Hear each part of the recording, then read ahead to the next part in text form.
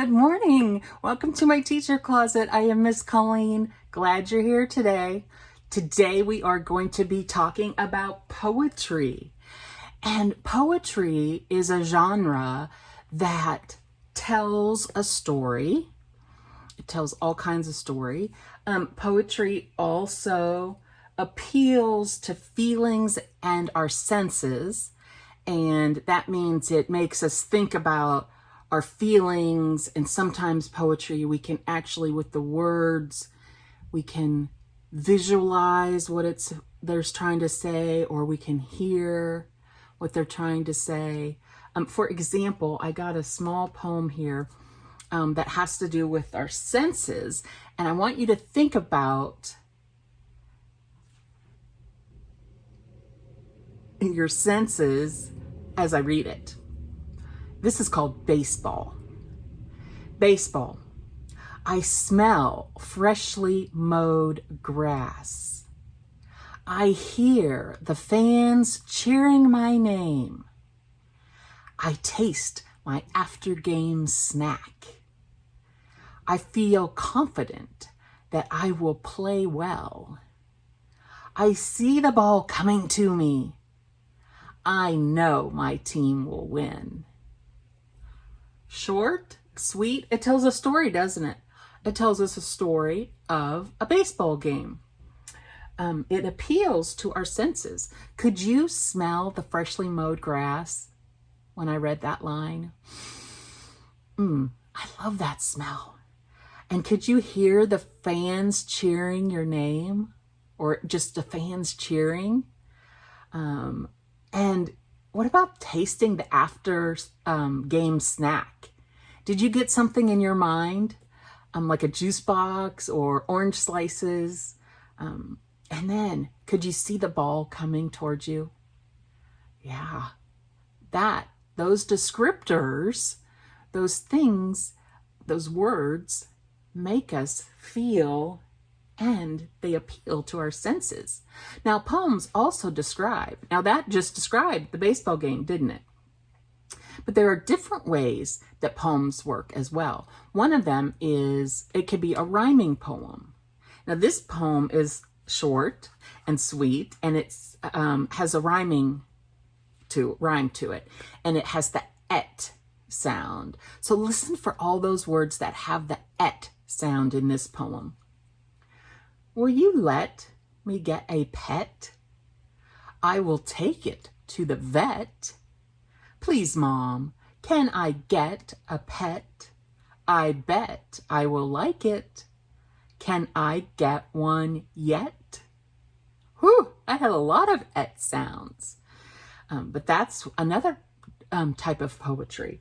There's also some that have sounds like they're called onomatopoeias. You know me, pronunciation's not always my best subject. But it's like words that go boom, crash. Those might be words you describe if you were writing a poem about fireworks. The words tell us what the sound is. Or there may be some words that have the same first sound. Silly Sally sat by the seashore. And then you could go on with all other S things that Sally did. This is a good one. Do you listen to music? Music is a form of poetry. The lyrics, which are the words to the music, they tell us a story. They make us feel something. Sometimes they appeal to our senses. Like rap music is a great example. You can use rap music with notes where you would kind of sing it, but it also is spoken as well. So that's a great form of poetry. Oftentimes, poetry not only goes with music, but it also goes with art. And today our story is, it's not even a story, it's a poem. And it's a poem by one of my favorite authors, by Maya Angelou, and it's called Life Doesn't Frighten Me.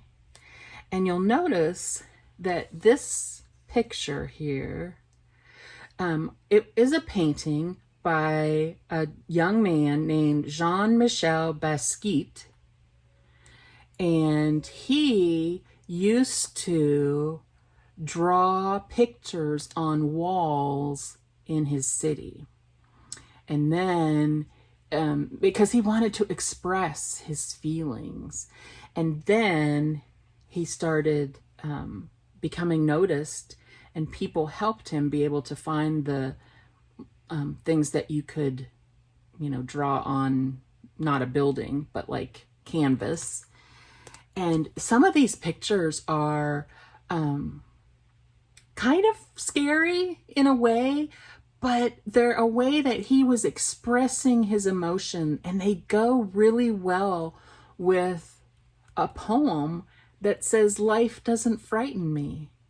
So let's go ahead and read that. Oh, look what I just found. I forgot about this. This is another poem by Miss Maya Angelou, and it's "Still I Rise." And look, she signed it for me. I'm going to set that aside. Here we go. I want you to think about, as we read this, how does this poem tell a story? And what story are we telling, or is she telling? And how does it make you feel? We'll talk about that at the end.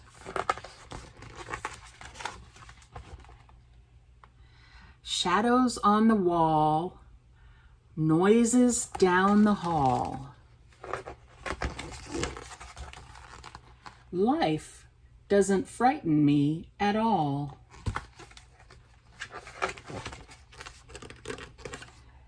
Bad dogs barking loud. Big ghosts in the cloud. Life doesn't frighten me at all. Mean old Mother Goose, lions on the loose. They don't frighten me at all. Dragons breathing flame on my counterplane. That doesn't frighten me at all. I go boo. Make them shoo. I make fun. Away they run. I won't cry, so they fly. I just smile. They go wild. Life doesn't frighten me at all. Tough guys fight all alone at night. Life doesn't frighten me at all. Panthers in the park, strangers in the dark. Nope, they don't frighten me at all.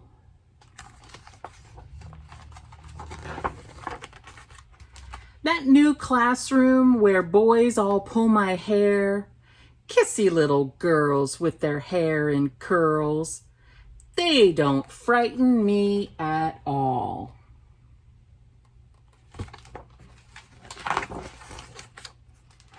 Don't show me frogs and snakes and listen for my scream.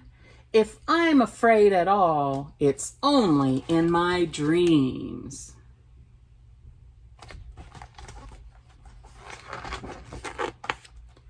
I've got a magic charm that I keep up my sleeve. I can walk the ocean floor and never have to breathe.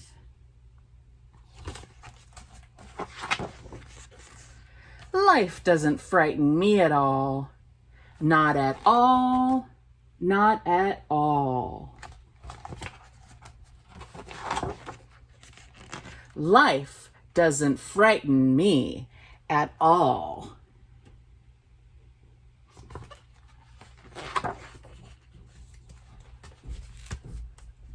Do you get frightened of life sometimes? Yeah, if we happen to see the news or hear our parents talking, sometimes it can be frightening. But we can write poetry about it. We can draw pictures about how we feel and do visual poetry. Maybe that's something you could do today. Think about what frightens you and write a poem. Maybe it's a rhyming poem, maybe it's a rhythm poem. And at the end, say, life doesn't frighten me at all. Because when we take charge of how we feel and we express our emotions to others, then we know we're not alone. And when we're not alone, we can't be frightened anymore. All right, that's all for my teacher closet today. I really enjoyed talking about poetry with you. So I want you to go out and have an adventure. Don't be frightened. And I will see you again really soon from my teacher closet. Have a great one. Bye-bye.